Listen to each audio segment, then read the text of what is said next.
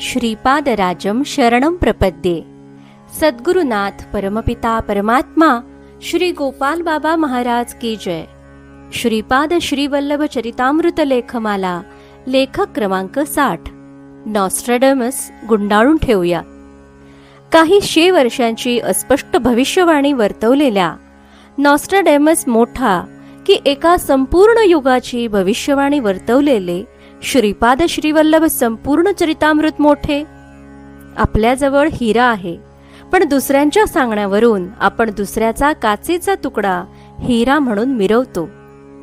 श्री गोपाल बाबा महाराज आश्रम पिठापूर प्रकाशित श्रीपाद श्रीवल्लभ संपूर्ण चरितामृत ग्रंथ हा हिरा कलियुगातील सत्ययुगाच्या 1000 वर्षांच्या अंतर्दशेबाबत वारंवार प्रतिपादन करतो। कल्की अवतार कधी येणार, कुठून येणार, कुठे कुठे भ्रमण करणार, त्याचा अवतार कार्यक्रम, अवतार विशेष म्हणजे कार्य काय असणार हे सांगणाऱ्या चरितामृतापुढे नॉस्ट्रॅडमस कितपत तग धरणार।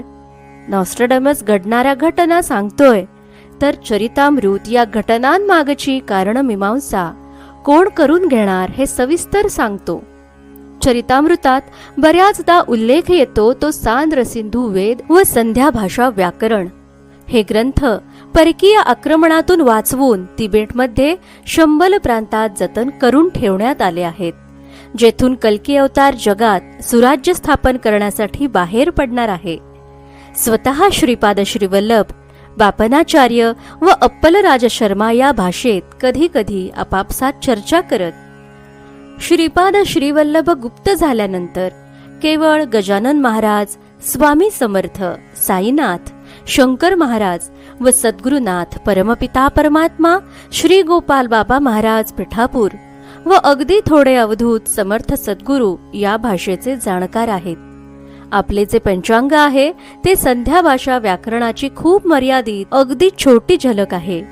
पंचांग तिथी, नक्षत्र, वार, योग, करण या 5 पॅरामीटर्सवर कन्क्लुजन देते, तर संध्या भाषा व्याकरण हा समर्थ सद्गुरूच्या समोर एखादा माणूस नुसता आला किंवा स्मरणात आला तरी मागील अनंत जन्म व पुढील अनंत जन्मांचा चार्ट थोडक्यात एक्सेल शीट सद्गुरू समोर ठेवते।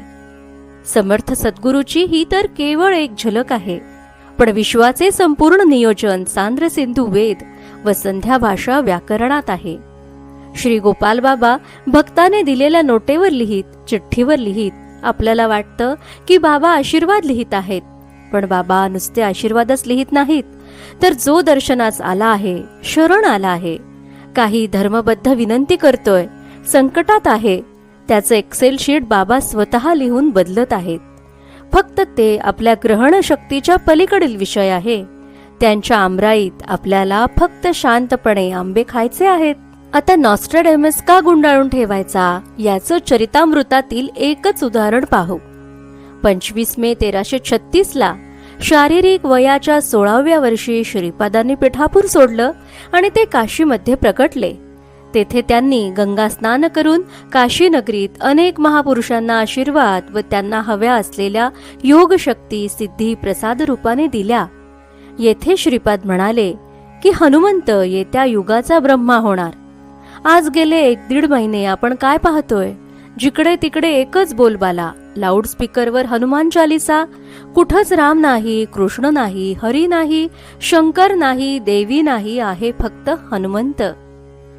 5 ऑगस्ट 2020 रोजी अयोध्येत शिलान्यास झाला। तीच रामराज्य सत्ययुग कलियुगातील सत्ययुगाची अंतर्दशा सुरुवात। ही सुरुवात झाल्यावर रोल सुरू होतो तो रामाच्या सेवकाचा म्हणजे हनुमंताचा। राम रामराज्य बांधणार नाही, कारण तो मालक आहे। बांधून मालकाला स्थानापन्न करायचं काम सेवकाचे म्हणजे हनुमंताचे आहे।